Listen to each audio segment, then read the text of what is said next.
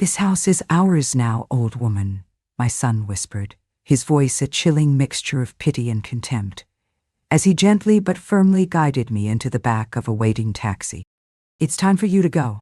He had no idea that the polite, unassuming driver was not a taxi driver at all, and that the document he was about to be handed was not a receipt for the fare, but a legally binding notice of his own eviction. "Hi everyone, I'm Grandma Victoria. My name is Victoria Ainsworth. I am 82 years old, and for the past year, my home has been here in this quiet apartment in the sky. Though, for my entire life before that, my home, my heart, my whole world was a beautiful, rambling old house in the historic heart of Savannah, Georgia. This story, my goodness, this is the story of how I lost that house, and in doing so, how I reclaimed my own life. It is a secret I have held in my heart like a burning coal, a story that even my own son, my dear beloved son, does not fully understand, not even to this day. He knows his life fell apart. He knows his beautiful, ambitious wife left him. He knows he lost a fortune he never truly possessed. He doesn't know why. He does not know that his quiet, grieving, and confused old mother was the architect of his ruin. There is a particular kind of shame, you see, that comes from being so completely, so utterly outmaneuvered by your own child. It is a quiet, creeping, suffocating shame. You begin to question every memory, every decision, every loving act of your entire life. You begin to believe their narrative, that you are a burden, that you are incompetent, that you are a silly, sentimental old woman who is standing in the way of their bright, modern future. And for a very long time, I wrapped that shame around me like a heavy winter cloak, and I shivered in the cold of it. But I am telling this story now because I am done with being cold. I am done with the shame. I have learned that the greatest power in the world is not a young man's ambition, but an old woman's patience. And I'm telling it for any woman or any man who has ever been made to feel like a guest in their own home. Before I begin this difficult, and I must confess, rather triumphant story, I would be so very grateful for your support. Please, take a moment to like this video and subscribe to our channel. Your kindness, your presence, it is a great comfort. It gives this old woman the strength to finally turn the key on that locked room in my memory and present the full, unvarnished, and beautifully calculated final accounting of a 55-year marriage. Thank you, my dears. Thank you from the bottom of my heart. My story, the real story, begins not with a betrayal, but with a love story. A grand, and I believed, a perfect love story. His name was Alexander Sterling, and he was, to the world and to me, a king. We met at a university benefit. I was a quiet, studious girl, the last in a long line of a respectable, but financially dwindling, old Charleston family. My only real asset in the world was my name, and the beautiful, but crumbling, ancestral home that came with it. He was a force of nature, a boy on a scholarship, from a poor town in the north of the state, with a mind like a steel trap and a hunger to conquer the world that was as breathtaking as it was terrifying. He did not just want to be successful. He wanted to build a dynasty. And from the very first moment, he decided that I and my family's old, respected name and my beautiful crumbling house would be his queen and his foundation. Our courtship was a whirlwind. He was a man who believed not in waiting for things, but in taking them. And he took my heart with a confidence and a certainty that left me breathless. He did not see the crumbling plaster in my family home. He saw its magnificent bones. He did not see a fading family. He saw a legacy he could resurrect, and in doing so, make his own. "This house, my love," he'd said to me, his voice a low, thrilling rumble as he ran a hand over a dusty, hand-carved, mahogany banister. "This house is not a relic. It is a promise. It is the heart of a kingdom. And you and I, we are going to bring it back to life." He was a man who could see the future. And he was a man who made you believe that you were the most important part of that future. My father, a wise, gentle, and deeply weary man, had tried to warn me. "My dear girl," he'd said to me the night I told him I was going to marry Alexander, "this young man, he is a hurricane. He will give you the world. But be careful that in his hurry to build your kingdom, he does not forget that the throne you are sitting on is your own." I did not listen, of course. I was 20 years old. I was in love. We were married in the old St. John's Cathedral, in a ceremony that was the talk of the town, and we began to build our life. Or rather, he began to build his. He was a brilliant businessman. With the foundation of my family's name and the collateral of my family's home, he built an empire in shipping and logistics. He was a king. And I was his perfect, quiet, and deeply supportive queen. I ran our beautiful, and now magnificently restored, home. I raised our son, our dear William. I hosted the perfect dinner parties that were the cornerstone of his business success. I was the silent, elegant, and unacknowledged foundation upon which his entire glittering world was built. And for 50 years, I was happy. I loved him, and I believed with all my heart that he loved me. I believed in the beautiful, perfect, and utterly convincing story of our life together. But my Alexander was not just a brilliant man. He was a deeply cynical one. He had built his empire in a world of sharks, and he knew that a single moment of weakness, of misplaced trust, could bring it all crashing down. And his greatest fear, the fear that haunted his quiet, thoughtful moments, was that his own son did not have his strength. Our son, our William, he is a good man, a kind and gentle soul. He has my love of art and his father's kind heart, but none of his father's fire, none of his ruthless, brilliant, and often terrifying will to power. He is a professor of art history, a man who lives in a world of beauty, not of battle. He was a constant, and I must admit, a deeply loved disappointment to his father. And so, about 10 years before he died, my husband did a thing that was both an act of profound, protective love for me, and an act of profound and deeply wounding mistrust of his own son. "Victoria, my love," he'd said to me, his voice heavy with a weight I had never heard before, "I have spent my life building this kingdom for you, for us. But a kingdom is only as strong as its heir. And our William, he has a good heart, but he does not have a strong back. He is a gentle sheep in a world of wolves." He pushed the document across his desk towards me. "I have created a trust," he said, "an ironclad and completely untouchable family trust, and I have placed everything in it. The house, the company, the investments, everything. And I have made you, my dear, the sole and absolute trustee.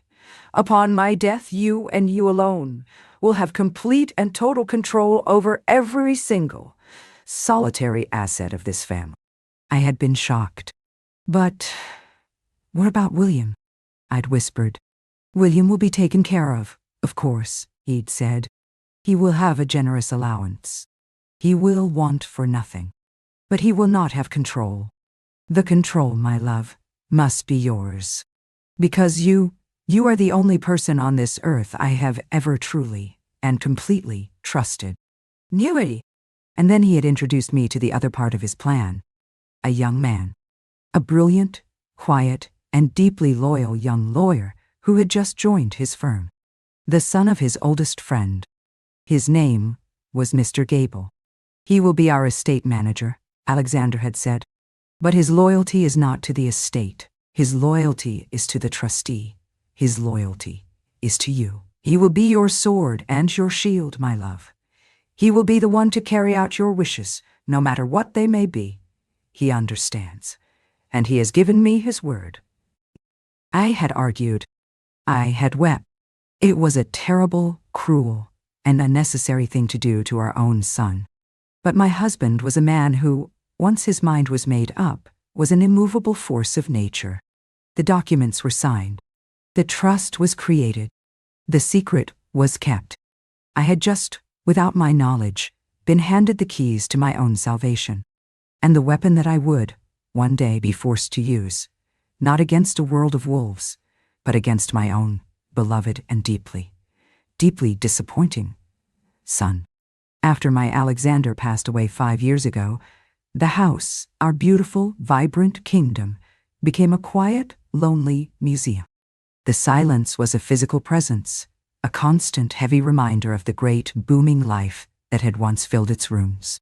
I was adrift in my own life, the quiet, dowager queen of a silent, and suddenly very large kingdom. My son, my dear William, was lost. His father had been the sun in his universe, a sun so bright it had kept him in a perpetual, and I must admit, a slightly childish state of shadow. And now that the sun was gone, he did not know how to find his own light. He was a good son. He called me every day. He came for dinner every Sunday.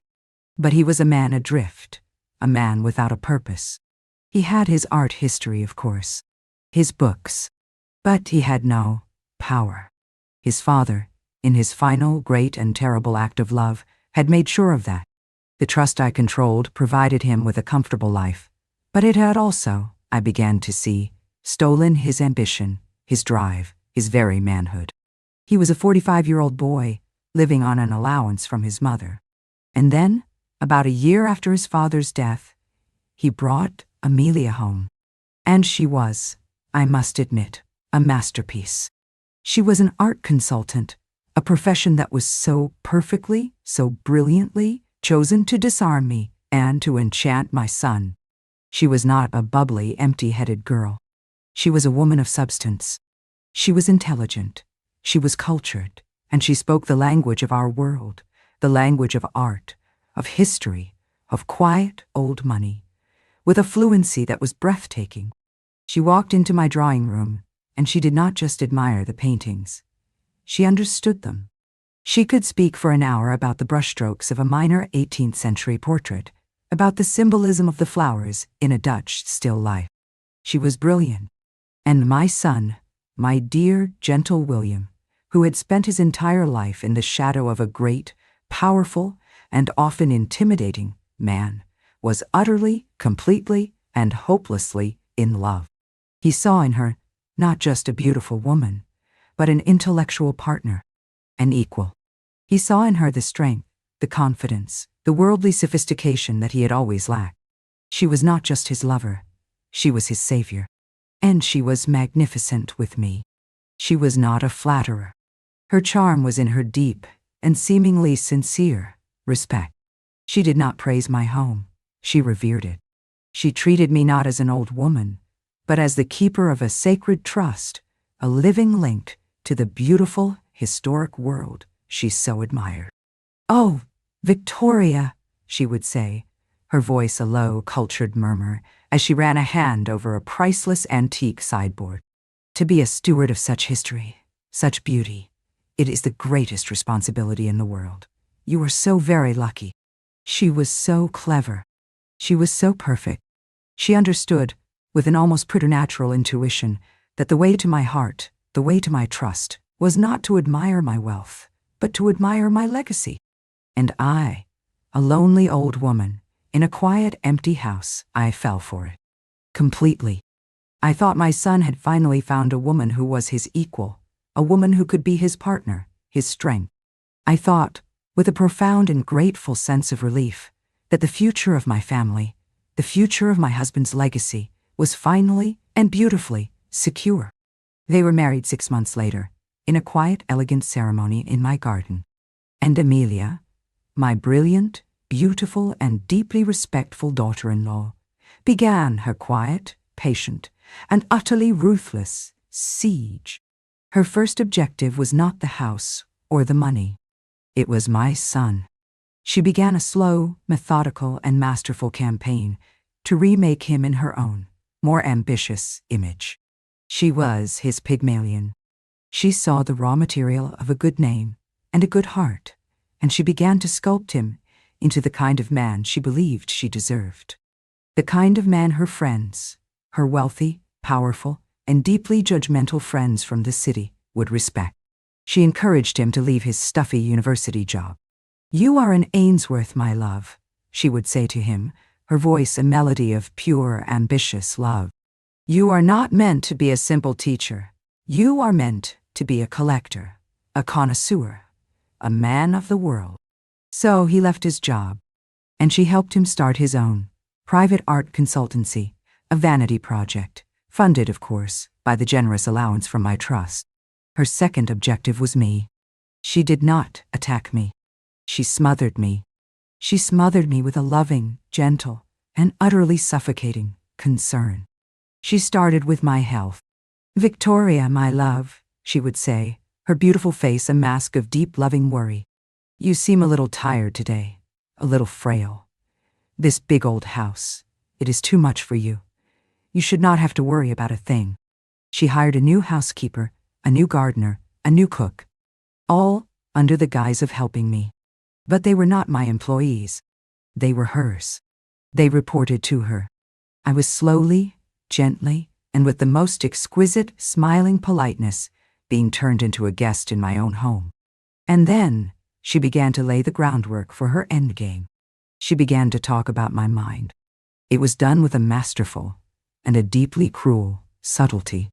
She would move a small object in my study, a silver letter opener, from the desk to the mantelpiece, and then she would help me find it. "Oh, you silly goose," she would say, with a soft, tinkling, and utterly patronizing laugh. "Look where you put your letter opener. You are becoming as absent-minded as my dear old grandfather." She was so good at it, so convincing, that even I, for a moment, would feel a cold, dizzying wave of confusion. Did I do that? I don't remember doing that. Perhaps my mind is beginning to slip. She was not just moving my things, she was moving my reality. She was building a narrative, a quiet and terrifying narrative of my own gentle but undeniable decline. And my son, my dear, gentle son, who was so in love with his brilliant, capable wife, and so grateful to her for turning him into a man of the world. He believed her. He saw a loving, devoted daughter-in-law, caring for his aging and increasingly forgetful mother. He did not see a predator. He saw a saint. He was her greatest and most tragic masterpiece. With the foundation of my incompetence now firmly laid, with my own son thoroughly convinced that I was a dear but fading woman in need of constant, loving supervision, Amelia's campaign moved from the quiet, domestic theater of my home into a much colder and more dangerous arena. She was no longer just managing my life. She was now actively planning my exit. Her new weapon, the one she wielded with the skill of a surgeon, was the legal system. It began with a new lawyer. My family, the Ainsworths, had used the same old and deeply respected Charleston law firm for 100 years. But Amelia, in her infinite wisdom, decided that they were too traditional, too old-fashioned for the complexities of the modern world. "We need a firm that is more proactive, Victoria," she'd said, her voice a smooth, reasonable purr of loving concern. "A firm that specializes in modern estate planning and asset protection. It's not about mistrusting your old friends. It's about being smart. It's what Alexander, a man who was always looking to the future, would have wanted." And my son, my dear, gentle William, had of course agreed.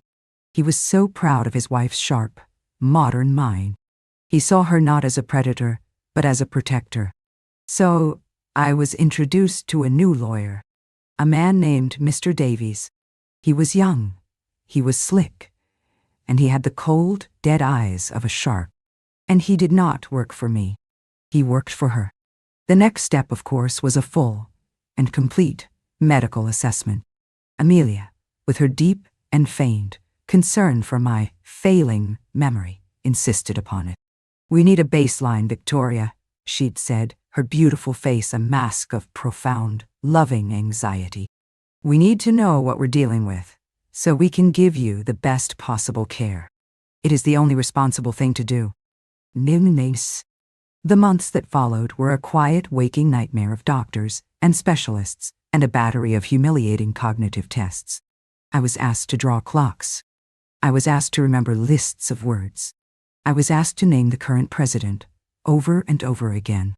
And through it all, Amelia was there, my loving, supportive shadow, my advocate, my translator, my keeper.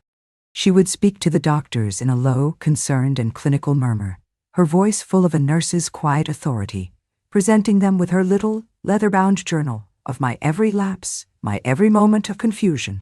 The tests, of course, all came back with the same result.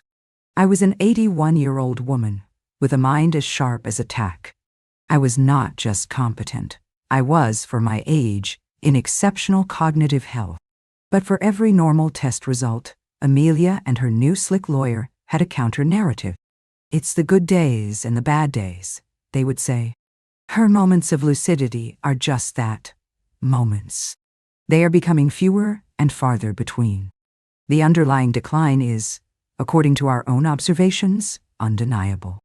They were building a case. A beautiful, logical, and utterly fraudulent case. And they were using my own money to pay for the lawyers who were building it. The final, brutal, and heart-shattering blow came not in a doctor's office, but in my own, beautiful, and now profoundly violated, home. They came to me on a Tuesday morning. They did not come alone. They came with Mr. Davies, their new, shark-eyed lawyer. He was holding a thick and very official-looking document. "Mother," my son began, and he had the grace to look deeply, profoundly, and miserably ashamed. He could not meet my eyes. "Amelia and I, we have made a decision. A very, very difficult decision." Amelia stepped forward and took his hand. She was the picture of a strong, supportive wife, helping her husband do the hardest thing a loving son could ever have to do. "Victoria," she said, and her voice was a masterpiece of gentle, loving, and utterly merciless sorrow. "We love you so much, and we cannot, in good conscience, allow you to be a danger to yourself any longer. The doctors may not see it yet, but we do. We see the decline. We see the confusion. And we have to act." Mr. Davies then stepped forward. He placed the thick document on the table in front of me. "Mrs. Ainsworth," he said, his voice as cold and as sterile as a hospital corridor, "this is a court-ordered temporary injunction. It grants your son and his wife a provisional conservatorship over your person and your estate, pending a full competency hearing." I just stared at him. The words were a foreign language. A language of a world I did not know.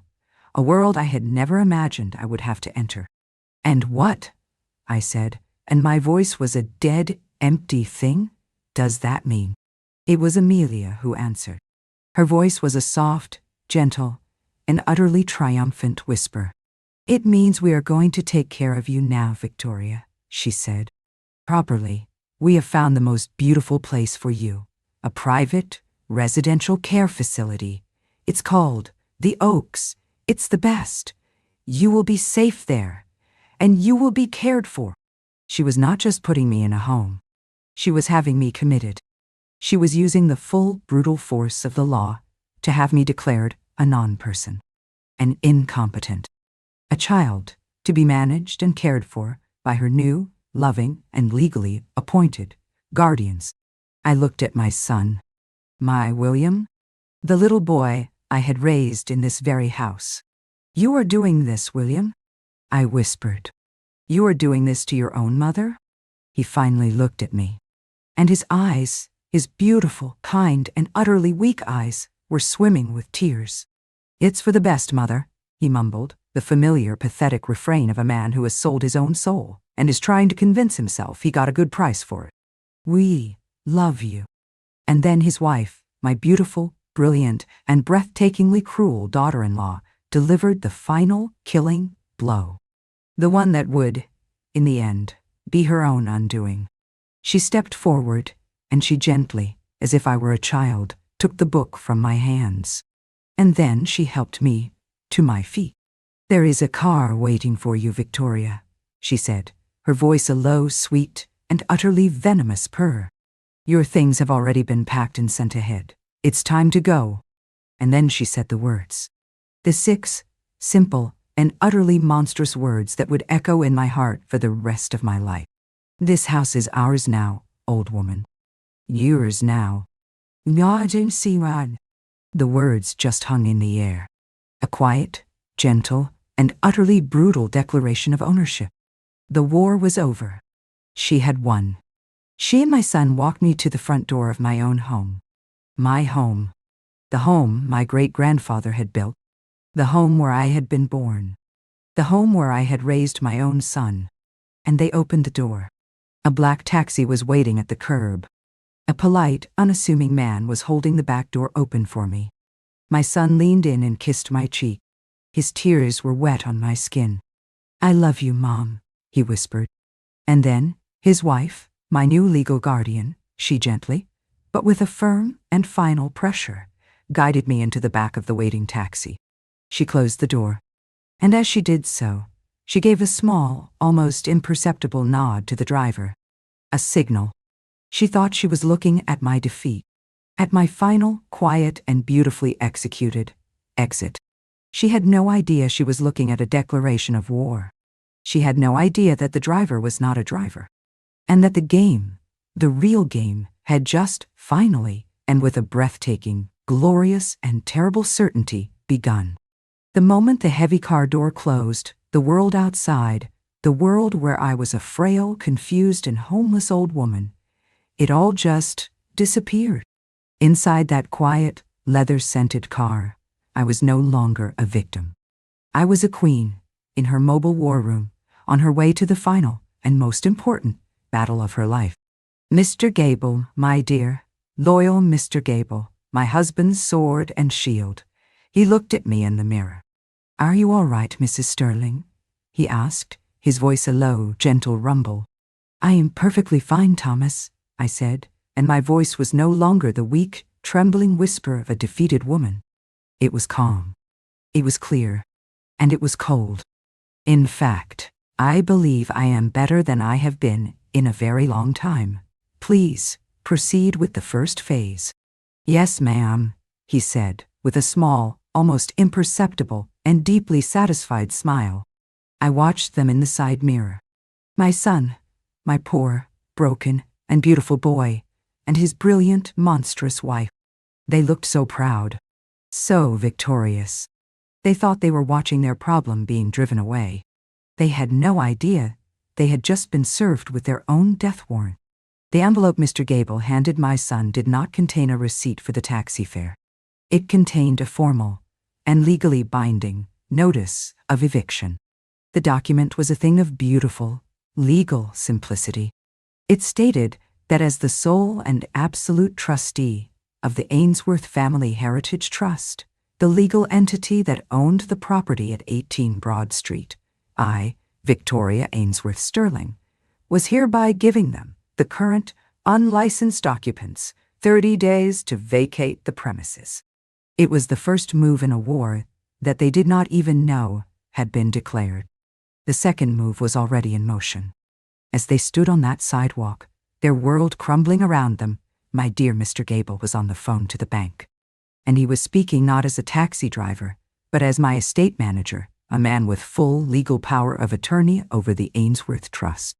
My son and his wife had, for the past 2 years, been living on a very generous allowance, an allowance that was paid to them, automatically, on the 1st of every month, from the trust my husband had left.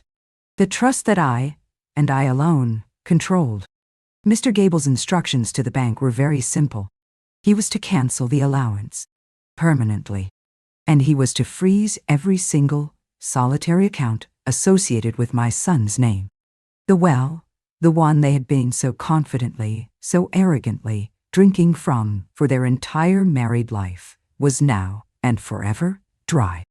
The aftermath was quiet, and it was absolute. They tried to fight it, of course. They hired their slick, shark-eyed lawyer, but they had no case. The trust my husband and I had created was an ironclad fortress. They were not owners. They were not heirs.